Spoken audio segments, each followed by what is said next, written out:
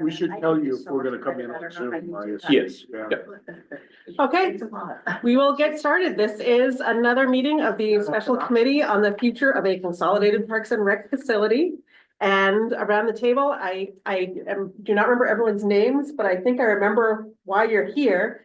And you are a building, I forget your name, but John. John, your resident. Mike Burrow. Mike Burrow. You're with Mert, I remember that. Yes. Of course, I know you. Nikki Farnham. Nikki Yep. Farnham, who lives on the park. Lives on a park, Yeah. yep. And you are the Sawyer, you're all the Parks and Rec, what's your name again? Joe. And John Roman. And of course, Tracy Willett, so I'll have you kick it off. Thank you. So, subsequent to our last meeting, we had discussion about some items that, this group wanted to go back and try to get specific answers to. So subsequent to that, Joe, Deb and I had a good, meeting with Barry Dunn and CHA. And we'll get back to what's gonna happen next with them, but specifically, so one of your handouts addressed one of the questions. Let's start with that one first. There was some discussion around the table about pre-engineered design, construction. I shared with them, concerns about longevity of pre-engineered design and construction. This group agreed it was cost effective, but there was concern about the life cycle. And what that all meant. So what came back from them, and specifically CHA's, a couple of concepts, there were smaller cut and paste examples in the email. These are some cloud designs. And they came back, this is a common question with communities. The response was pre-engineered components, if correctly specified and built, should not be a longevity issue. Often these structures are design build. If not carefully monitored, we would use linear panels at the roof and insulating metal wall panels to avoid the often seen torn insulation. And they anticipated a combination of pre-engineered and stick built to enhance longevity. Locker rooms in the skating areas could be CMU construction, with a long span construction and envelope pre-engineered. So though that was one of the pieces that this group came up with, and it's a specific response back. Continuing with the follow-up from our last meeting, certainly the square foot estimates were of a concern. And Joe and Deb, correct me if I misspeak here, but based on the conversation we had with them a couple of weeks ago, we're in 350 to 400 per square foot is probably an estimate to work with now. Generally, it's going to go up. And those of you that are in that world, steel is becoming problematic, as well as cost with aluminum. So their other response back was these were slightly lower than markets that built based on project size, scale of the project, the amount of pre-engineered opportunities. And current market conditions are certainly what they are. And so we all call, read and hear about that. Yes. As I recall, the square foot cost that we were looking at last time, remind me, I thought it was around 200. Yeah, I think you're right. Yeah. Okay, and now they're saying. Probably 350 to Okay. 400 right now. Okay. So, That's what I was thinking was going to. and we'll come back Yeah. to, we can come back to follow up. I just want to make sure I shared with you, or we shared with you, what the responses were back based on the conversations we had last time in our last meeting. Okay. And the last piece specifically we talked about was the addition of a fitness component, and we had some discussion about that with them. We're in the neighborhood of 3,000 to 4,000 square feet for that, containing a variety of events and opportunities for fitness. And probably more than could be in more than the neighborhood of 5,000 square feet by the time we're really having something what will serve the community. And one of the things that we shared with them is that for community this size, certainly, the fitness opportunities here are not as numerous as other places of similar size. So certainly, as we talked about, there's an opportunity, to fit a niche there, in this. So going forward, what we've asked them to come back to us and be a resource for us. The logic is it will be beneficial. They did the original study by and large. Most of the pieces in that study are still accurate, what we're going to work from. Both Barry Dunn and CHA are willing to assist as we go along with this process. And the way we left it with them, they're going to update the building design as well as an updated pro forma. And updating any information from the original study and the narratives based on the discussions that we're having. So that's kind of where we've left from our discussion last time. Before, I think I've captured, Deb and Joe, I think I've captured kind of where we're at currently. As we've reiterated a few times, we're kind of on a tight timeline. So I want to make sure that we're as efficient with your time and willingness to be a part of this as we can be. So that's kind of where we're at. Any questions? Comments? Was there something about the soil? Are you gonna touch on that, the soil situation in that site? So appreciate, yes, thank you. I have yet to find anything that has been done there.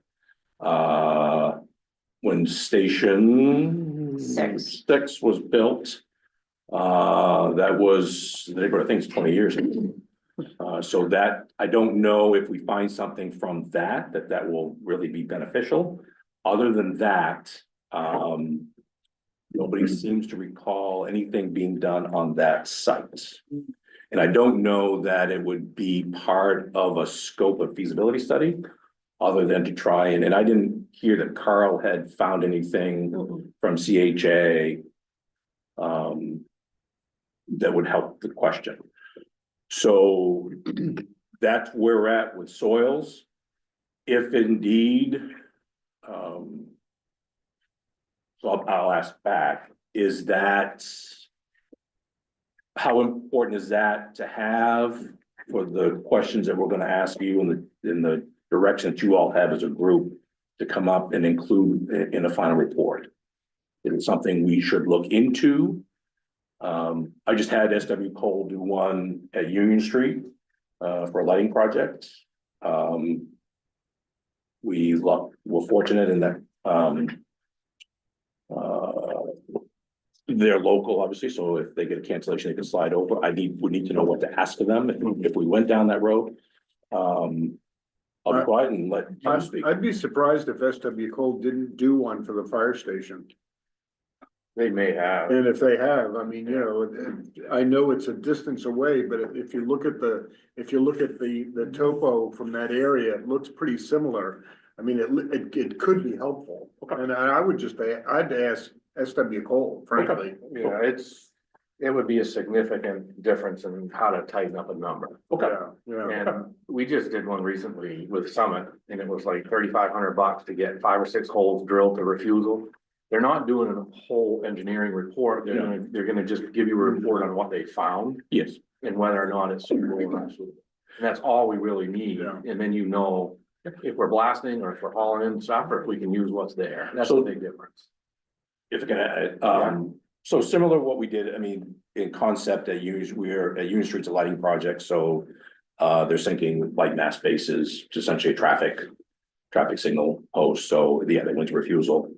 And it wasn't that big of a deal. It was a matter of getting them in a schedule because they're getting busy. So going forward, the task will be to check with SW Cole, see if they have something on file, and if not, see if they can sink a few holes over there just to get an idea.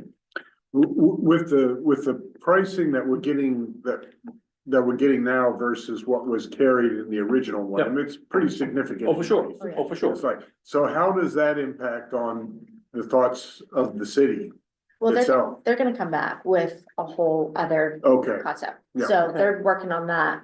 And so then this way you guys can super. see all that, and I don't know if they've come back on when they're started working on that. So, that, yes, and yes, that'll be part of what we get through, to ultimately presenting, to council in July. Deb is correct. They just want to confirm, not, we want to confirm with you all what we're gonna ask them to do Yeah, okay. in the interest of time and efficiency. We've had a couple more show ups, so I don't know. Intros, introduce yourselves. Is it, well, you're Mike, right? And of course, Councilor Yes, Fish and I is here apologize for being for the late, city Councilor council. Fish. Basically, we got this handout. Okay. Just to recap, to talk about You got some of the that, construction and, methods. right over here, yep, no, right here. And that the cost went from 200 square foot to 350 to 400 square foot. But I think that wasn't that original quote from like 23? Yeah, so as I shared with you, the response back in the square foot estimate was based on best guess at that time. Yeah. Certainly, as things often do with these kinds of things change. So that's, I have a question on the cost though. Yeah. Is that 350 to 400 all in? Yes, Because in the report, it's broken out, like there was Mhm. almost 200 and something dollars a foot just for the building. Then there was all the site costs and then it was broken out. So if we tallied that all up, I'd be, and I haven't done that. so we'll confirm that with them for sure, so. Cause we would be in the low threes Yep, already, so Yep. it's not double. Right. That, you know what I mean, but so confirm what they're estimating, so. The task is, again, soils, confirm bottom line. Project cost. Yeah. It'll be for phase one.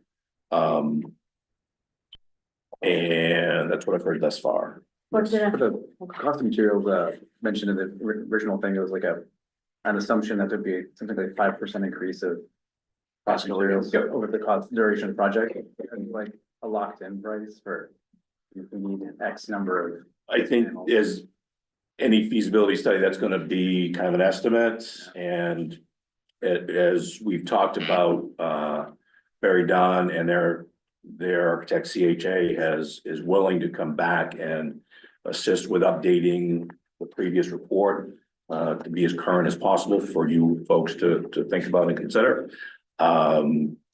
Joe, Deb and I had an initial meeting with them a week ago to kind of go over that process, so they'll be working on adding the fitness component that we talked about last time with the associated pro forma costs, expenses, revenues from that. Certainly, there is a revenue opportunity there that we didn't include before, for example. As well as updating any information from the last report. Okay. Is that? Would it be like, I'm sorry for the purchasing of materials, would it be like when you lock into like say an oil plan where you say the price of oil goes up or down, like my price protection plan, like the So once. per unit is staying the same.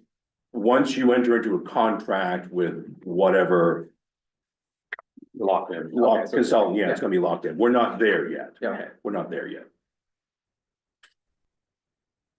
You had mentioned they're gonna work on a design. Are they fine tuning what's here? Are they just gonna show something different? So the second two pages are kind of some examples of what they would come back with you for, the renderings that we talked about last time. So they'll be working on that as well. yeah, they're gonna come back with the addition of the fitness Okay, and, like when you see in the big one here, it actually has yeah, the rooms and how, Okay. they are gonna come back. the rooms will be helpful. Yeah. Cause we can. Yeah. Help with pricing and we can get it pretty slow. And all we really need to know is materials. You mentioned CMU block, which is Yeah. great Yep. for durability Yeah. reasons and things like that. And we can get this number really quick. Once we know the site conditions. So as far as what we're gonna continue to ask from Barry Dunn and CHA again, it's adding the fitness component, which in the concept, the original concept obviously wasn't accounted for, so it's gonna change some of the configuration of the space by adding the square footage and work on that. they're working on the renderings and a couple of examples of what they'll come up with. Is attached to, the two Claddagh concepts. What's interesting, just out of the West Bridgeport, it's broadly analogous to kind of how we're looking at for ours. The Chatham County, West Bridgeport, water is in West Bridgewater, Mass. And then, county, I forget the name of the county, is in Georgia. I did like that they called it an intergenerational. Yeah, I like that. Yeah, that's kind of cool. I like that. Speaks to what I think this group has assessed as a value for this building. You know how much, how they have like configured restrooms? Have they done family restrooms and that sort of? Yep, Yep. and they're gonna be looking at, now that the fitness is gonna be adding, if they need to add even more. So that's because we have locker rooms back here and everything, but then now maybe we need more. So they're gonna look at all that in the next, hopefully a couple weeks, they'll come back with us with something. So there's more concrete, visual and on paper. Is there anything else? From the last meeting that we should follow up with them, we haven't talked about, or that we need to do? That would help the conversation. Are you speaking just specifically on building? Or like, are I'm speaking specifically from what we talked about the last meeting as far as costs, testing, soil testing, what they've come back with. And what they're gonna follow up with us to share with you. I think we've captured everything. I just wanna make sure that we don't miss anything between now and when we talk with them again, because I think we're good, I think we're good on that until when they bring back the next iteration, it would probably bring up more questions. Okay. Tracy, the deliverable in July would be some renderings, floor layouts, here's what we're proposing to build, and here's what the cost to build. Is that essentially what our deliverable would be? Essentially, what your deliverable is gonna be, and a recommendation to them on how to proceed next. And what the committee feels like the next step should be and how to proceed. Okay. I think that captured the order in a. And we'll have those updates. Yep. To implement them. Then go back to Joe and Deb. Is there anything else? No, we just wanted to meet with you guys every 2 weeks, so we're not, and I know it might be quick, but we don't want to just say, let's meet in 4 weeks. And so, we don't want to skip a step in case you guys had anything else that you want to bring up from what they're gonna be doing. So go ahead. Yeah. Tracy, maybe a little premature, but equipment inside the building itself, how is that gonna be calculated? Is that gonna be calculated later on, or is that wrapped up with when we figure out the square foot, like we're talking gymnastic equipment, lockers? That'll all be part of the final Okay, design and what's gonna be included. gotcha. And again, go ahead. And it was included in that first one. Okay, all You right. don't want to be house Yes. poor. No, Did you get I know you weren't here, so I don't know if you actually, did you ever get a copy of that? No, I'd like to, yeah, thank you. I'll give you mine. All right, thank you. and I do want to come back to that going forward, how we post materials, because we've got a couple missing today, so before we go today, talk about where to house all of this stuff that we talk about, so everybody can see and has it. We'll end with that. So moving on. Yep. So the only other piece, just to remind you, the report, and this is gonna deal with, we talked about location. Griffin Road was the result of the study that produced that recommendation based on a variety of factors. The end of your report kind of summarized those things. As you go forward, that was the focus and result of the study. We focused on city-owned land. When we did the site reviews, the complete study, is not, complete study should be available. If not, we'll make sure it's available. There's a section that got into the details of the site reviews. And their recommendation based on their reviews of the sites. was where we arrived at Griffin Road, and subsequent to that, we had a discussion with the school committee. And so there's been several layers of discussion to this point about Griffin Road. And we did review Bass Park, our facility, Hayford Park, Cleveland Street, which is over near the airport, and Grandview. I can tell you that Grandview is now slated for housing. So that's been eliminated. Cleveland Street, because of topography and a variety of other factors. Hayford has been one that comes up often, and just a reminder, the concept at Hayford would introduce quite a facility on a residential street that's already very busy, and would force us to close the arena for a season or two for construction. So those were among the other factors. So in Bass Park, as we shared with you before, was kind of our initially it was back and forth between Griffin and Bass Park. And specifically, what we often refer to as the back 40 behind the grandstand, which is really the only space available up there to work with. And the topography, the size of the site, and the lack of ability to put really any parking without using the lot that's already there, and the conflict that would arise from events at either CIC or the track. So again, just to summarize of how we arrived at Griffin Road. And going forward, at some point, I don't know, we focused on city sites.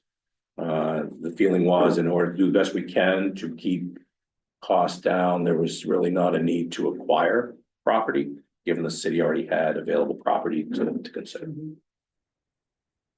So just want to review that with you all again. So going forward, what other there's some other tasks eventually we're going to need to talk about or think about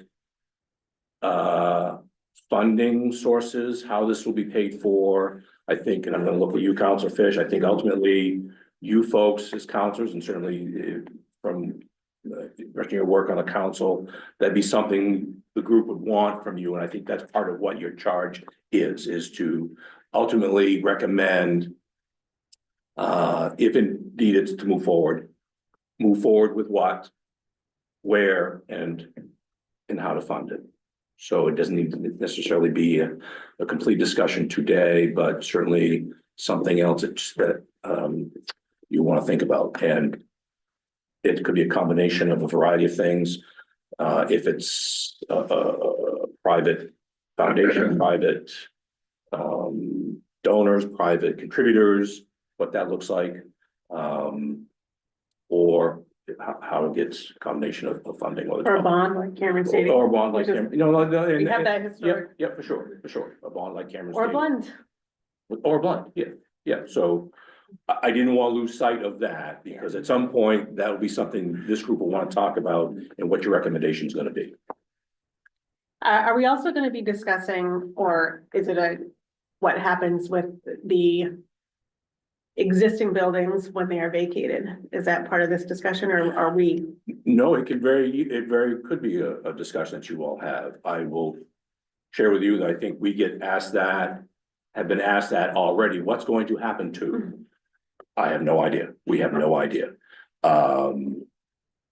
Certainly the original charge of the RFP and the ask of the original RFP was renovate or replace.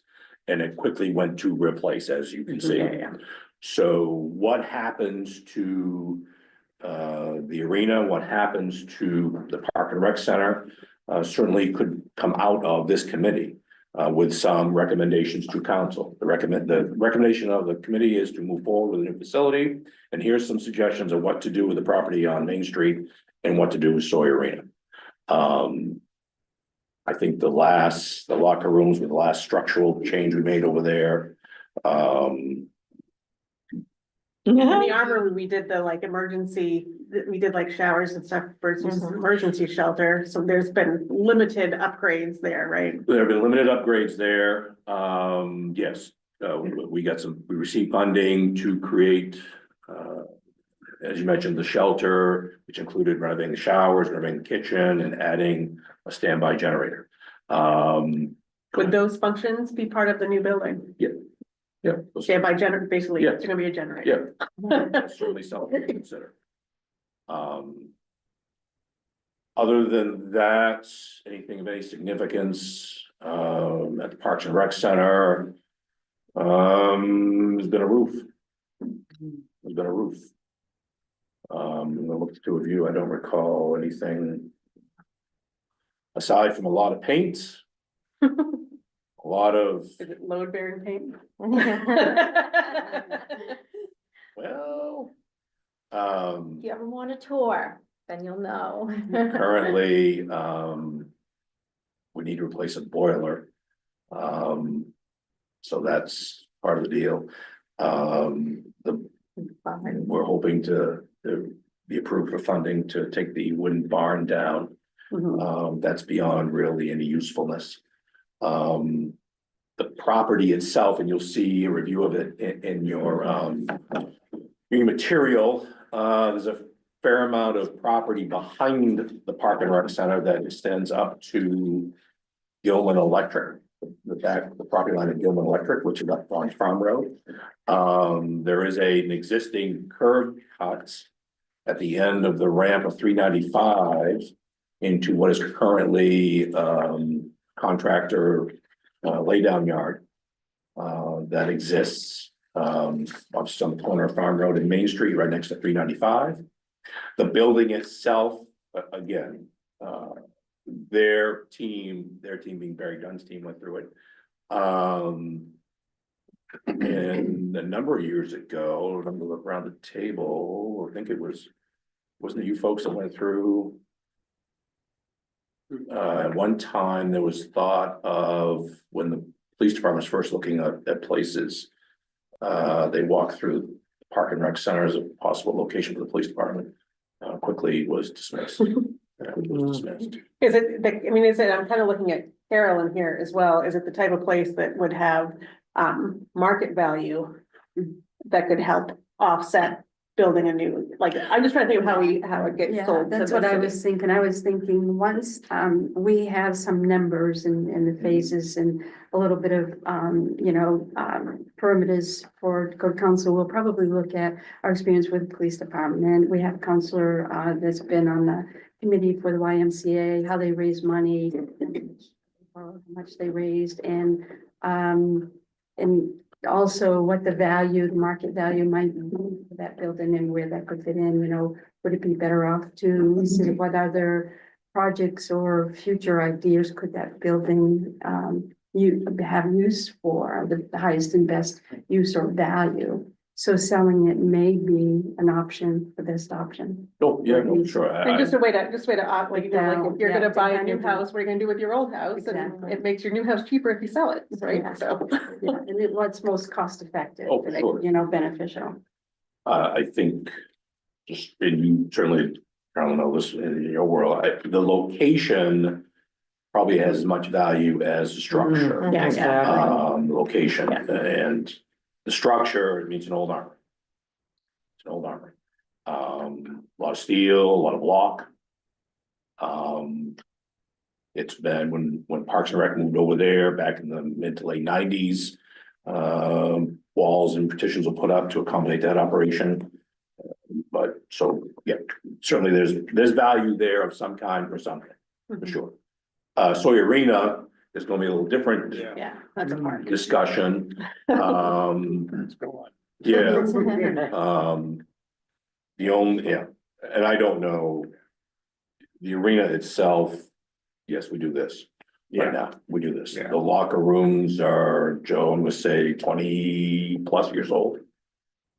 With the things, I know that we did some investments. I wanna think. Yeah, Yeah. Did we do, like, while I was on some investments in like the chillers and all that, does that just get sold out? Like, so, yes, you're correct. So over the years at Sawyer Arena, and I'll try to timeline this out for you. And Joe just mentioned the year in 2003. We added the locker rooms, renovated where the old locker rooms were, which is now where the bleachers are and the concession stand. From there, we replaced the dashers. Yeah. And the glass. We have purchased a new Zamboni. Well, I say new, that Zamboni is now, well, we replaced the batteries once. Right, So close to 10 years. close to 10 years. The chiller we had rebuilt 12, 15 years ago. There was a dehumidifier, there was something. Yep, yep, and then a dehumidifier, is probably the most recent renovation we've done over there. I say renovation. Those are all operating functions. And what we did on the system last year, I call that something when we emptied the system for the first time in my tenure of. And then fixed leaks and tightened up the ice system. So, We've never yeah, done. we chased, The ice mats. redid the ice mat, which is the original ice mat from when the place was first opened. So I think I captured most of them. So the chiller, and actually the chiller, we replaced the motherboard. What was the panel that we just replaced in the chiller? Yeah, three substantial different parts of it. You only have to replace the motors and the fans up to keep it at proper temperature. Those are. Every time we flip the switch to start the year, we wonder how many of those we have to replace. So this was one of the three major things. And then the whole motherload computerized system. Many of the ice systems now are much more computerized, where it's. The good thing with ours, and our technicians like it, cause it's kind of old school, it's in some ways easier to fix, because you only have to fix this part instead of having to replace 12 parts when one thing goes. But the bad thing is, every part's 25 years old. Yeah, the ice consultant, as part of the original feasibility study team, called out the chiller and the mat specifically. That's it, yeah, it's borrowed time. The only thing that could probably come from Sawyer, maybe the Zamboni. I just didn't know, even if it not for us, but if it was the type of thing that it would, like I'm thinking of when ski resorts replace a lift, then like a place like Herman Mountain, it gets that lift.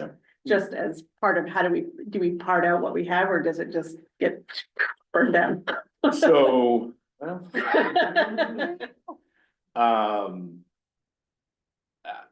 there's possibility, so probably here today, again, maybe the Zamboni, those get resold different places. I'm gonna look at you, maybe the Dashers. Yeah. My So- first thought of the Zamboni, it would be used on the new facility. Right, right. Just drive it over. Not that- well, we store it at the golf course, so you might look out your window in the See it next go week by. or two, seeing it drive by 12 miles per hour. But, That'd be cool. I think we would look at all the existing things, the boards and the glass. There may be a need for that. Other places, there are secondary markets. A lot of these companies have used equipment sales, even for big arenas and different things, so I think. Truly the onus for that question just came from knowing that we had approved some expensive repairs or upgrades fairly recently, so if there was any way to recover that or move it forward or anything, or even just, even if it's like providing, is there a little startup league that needs the dashers to provide it just to. And maybe that's something comes out of it, just a general statement, whatever can be repurposed or safely and realistically. Or you sell parts on the new one, and like the chairs from the Bangor Auditorium, right? You can just Could do that. own a piece I of. mean, retro is big now. Retro is big now. Own a piece of historic Sawyer Arena. Right. There you go. All right, any other questions? So that's what we have for information for you all today. As Deb alluded to, we want to make sure we're staying on task with you folks. I know we're thinking every couple of weeks might be advantageous. If we don't spend a whole hour, that's okay too. We just want to make sure that we're staying on track with you folks get you the information you need to be able to come back to council in July. Yeah. It comes up quickly Yeah. and time seems to go quicker and quicker. Yeah. Great. So last piece I'd share with you, I know we have folks that can't make it sometimes, so we will develop on the city's website, we have a page on the city's website, a section for the special committee, so that whatever we talk about here is there. If you go back to it to reference it, it'll be there. Once that link is up and going, we'll let you folks know. Great. Um, All right, seeing no other questions or comments, I would say that we are free to adjourn. Have a great day. Enjoy the. Nice. Thank you all. So back in 2 weeks. Preferably in our